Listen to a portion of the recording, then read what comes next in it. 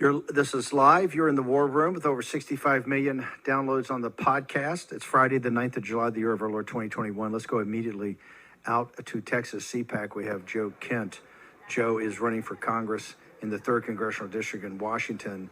He is a multi-decade combat veteran of the U.S. Army.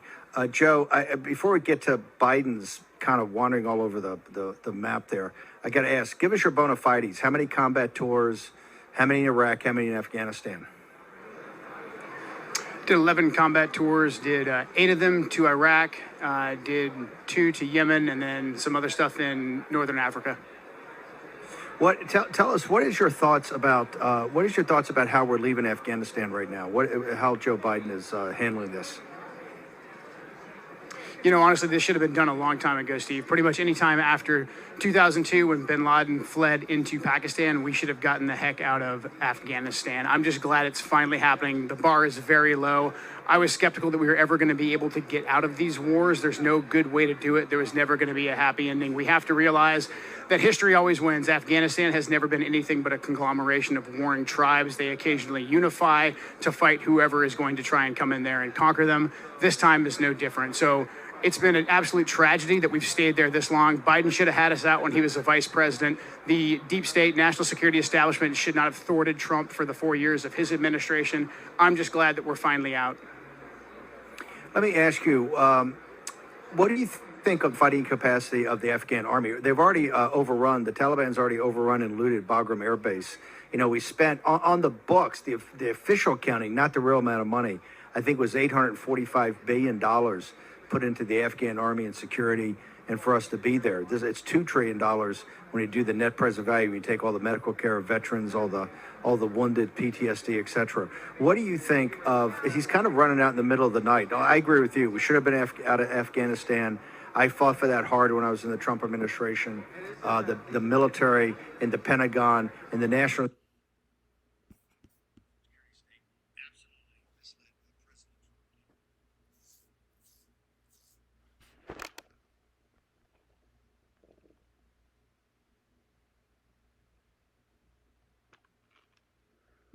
False numbers, unrealistic portrait of what was happening on the ground, pictures of what was happening on the ground. But now for Biden just to pull out in the middle of the night and to say, hey, we're going to depend on the Afghan army. What's your assessment of the combat capabilities of the Afghanistan army?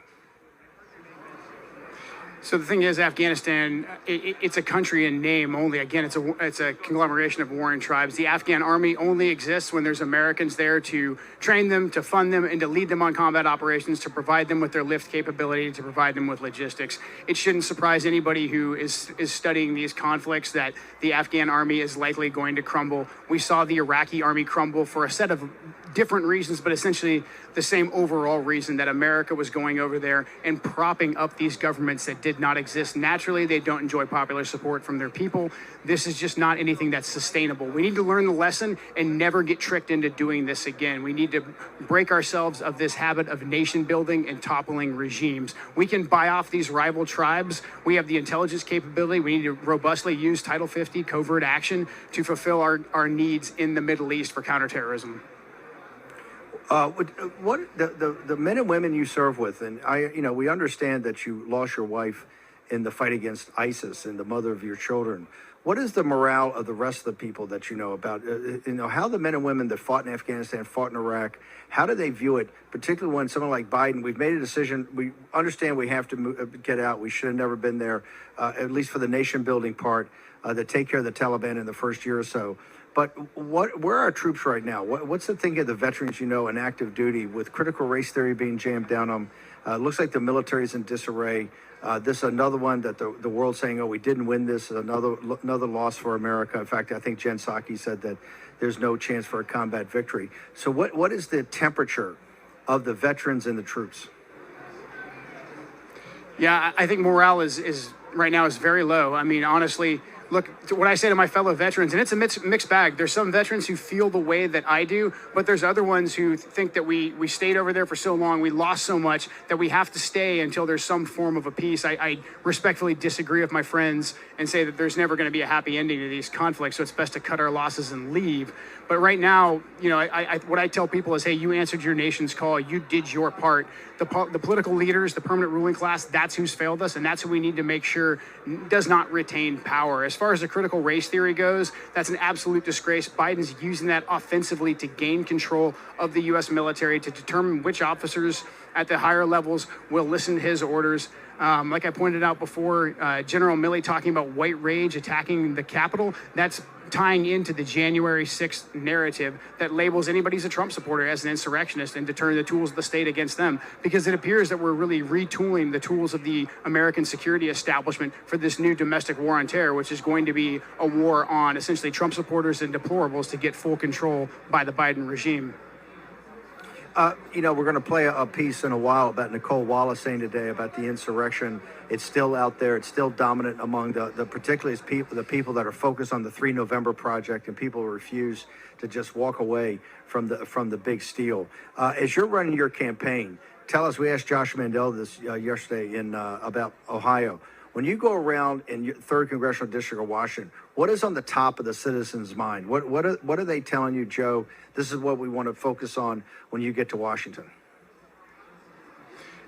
The number one issue, Steve, is election integrity. From the day that I announced until just last night when I was at an event, people are telling me, hey, what are we going to do about the stolen election of 2020? How are we going to make our election secure? And can we just let the Democrats get away with this? What are we going to do? Can we support the Patriots down in Maricopa County? Can we support the Patriots in Pennsylvania, Michigan, Wisconsin? The list goes on. And I think that's why we are hearing the left beat this drum so hard of insurrection, because that's the only tool they have to discredit all the actual facts and data that's coming out of these audits that are going on right now. But people from all walks of life, whether it's a businessman in downtown Vancouver or it's a farmer out in Wakiakum or any of the places that I go, the first thing they say to me is, Joe, what are we going to do about our election? So that's why election integrity is my number one issue.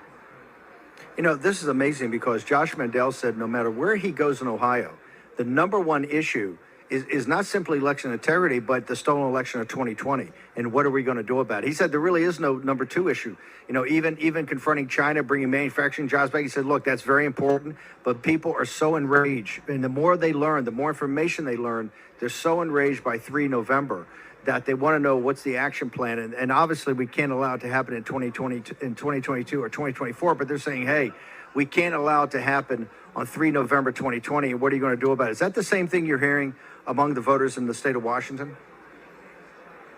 That's the exact same thing, Steve. I mean, we still have Trump flags. I can't count how many Trump flags are within a 2-mile radius of my home alone. When I drive throughout our district, which is very diverse geographically and economically, same thing. The Trump flags are still up. They're still flying. People know that Trump won, and they want to adjudicate the election. That's why I tell people, day one, when I get into office and we take back the House and the Senate, we're going to fully adjudicate it. We're going to lay it out for the American people. We're going to subpoena evidence. We're going to subpoena witnesses. We're going to put people under oath, and we're going to make it very clear to the American people what happened in 2020. We're not going to let the media or any of these political operatives shame us out of it.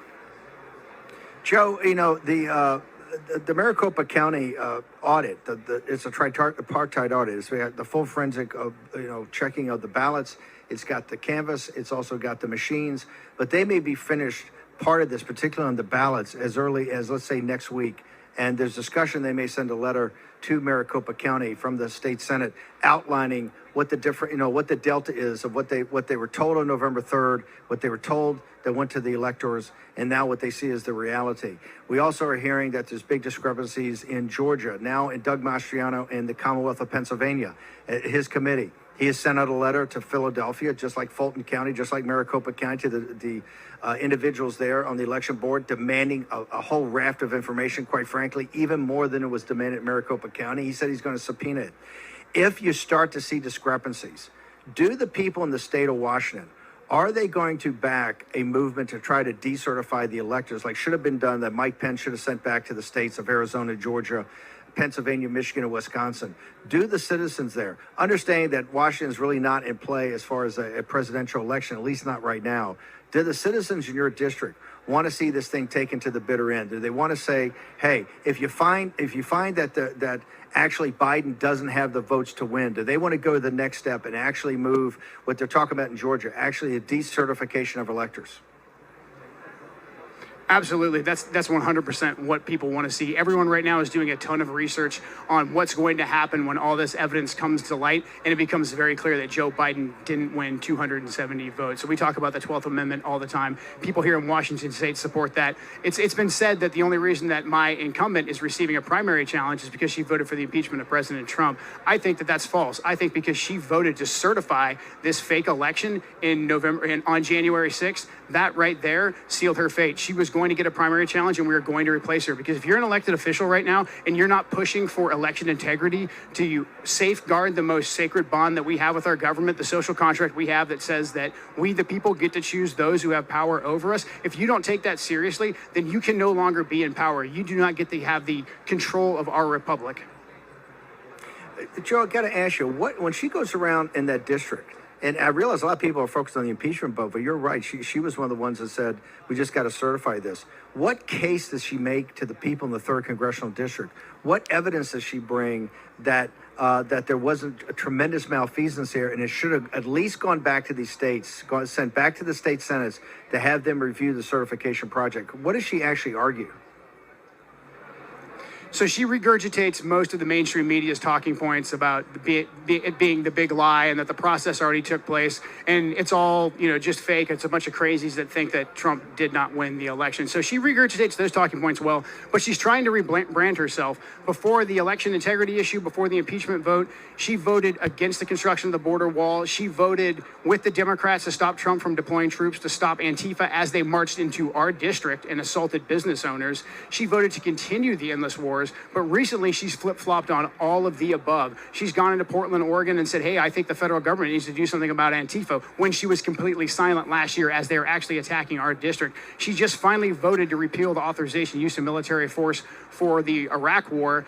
This is the first time she's voted against that. Other than that, she's voted 100% with the warmongers.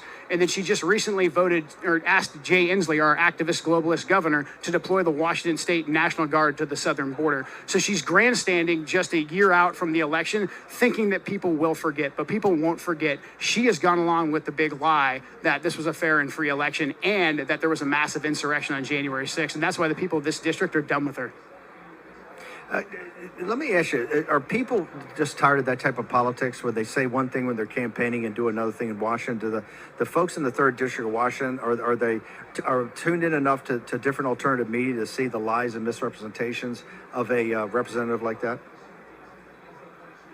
No, people are seeing through it, and there's a lot of support right now behind me and just to get rid of Jamie Hura Butler and politicians like her, because when they're in power, they do absolutely nothing. They let the far left jam critical race theory into our schools. They let the borders go and overrun, and we have sanctuary cities to our north and our south, and then they won't stand up and fight when we need them. And then when they're out of power, they come and they ask us for money, saying that they're going to fight for us. But we're not falling for it anymore. We're going to change that, and we're going to unseat Jamie Hura Butler. Can I ask you to stay over? I want to make sure people get all access to you, how they follow you, etc. So please stay through the commercial break. Take a short commercial break. Going to return. CPAC, Texas. Joe Kent is there. He's live. We're going to return with Joe Kent. Got a few more questions asking. Got a lot going on this afternoon. A lot of wood to chop. Be back in the war room in just a second.